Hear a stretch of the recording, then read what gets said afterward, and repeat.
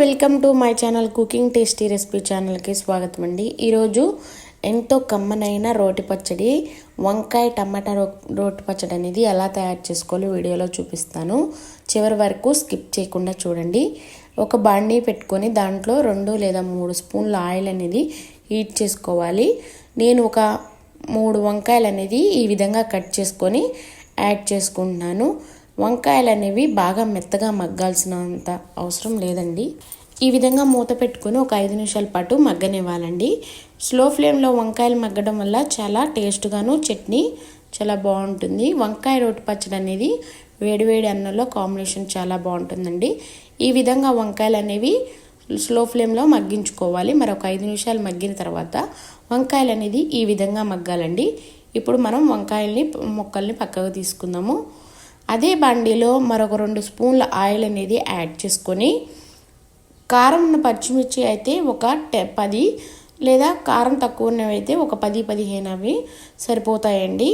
ఈ విధంగా పచ్చిమిర్చి అనేవి యాడ్ చేసుకోవాలి. పచ్చిమిర్చి కాస్తంత వేడెక్కిన తర్వాత 1 స్పూన్ ధనియాలు అనేవి కూడా యాడ్ చేసుకోవాలన్నమాట.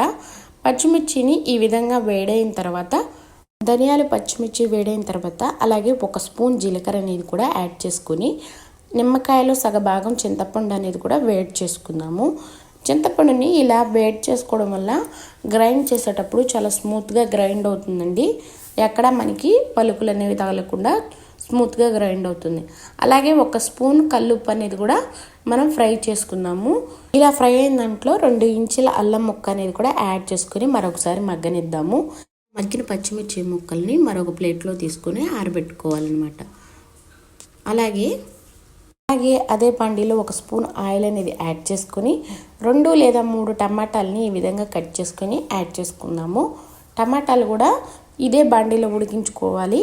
అలాగే కొంచెం కొత్తిమీర అనేది కూడా యాడ్ చేసుకోవడం వల్ల చట్నీ అనేది చాలా ఫ్లేవర్గాను చాలా బాగుంటుందండి. ఈ విధంగా టమాటా కొత్తిమీర అనేది కూడా ఒక 5 నిమిషాల పాటు మూత పెట్టి మగ్గించుకోవాలి.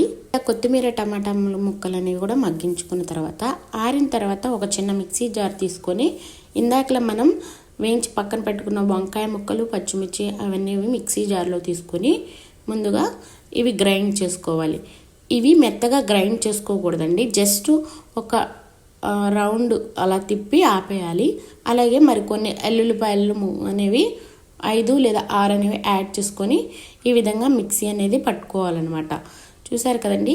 ఈ విధంగా కచ్చాపచ్చాగా మిక్సీ పట్టుకున్న తర్వాత మనం ఇందాకలా వేయించి పెట్టుకున్నాం కదండి టమాటా కొత్తిమీర, అది కూడా యాడ్ చేసుకొని మిక్సీని పట్టేసుకుందాం. ఈ ముక్కలు ఈ చట్నీ అంతా ఈ విధంగా వంకాయ టమాటా పచ్చడిని ఎంతో సింపుల్గాను తయారు చేసుకోవచ్చు. చాలా టేస్టీగా ఉంటుందండి వేడివేడి రైస్లోకి.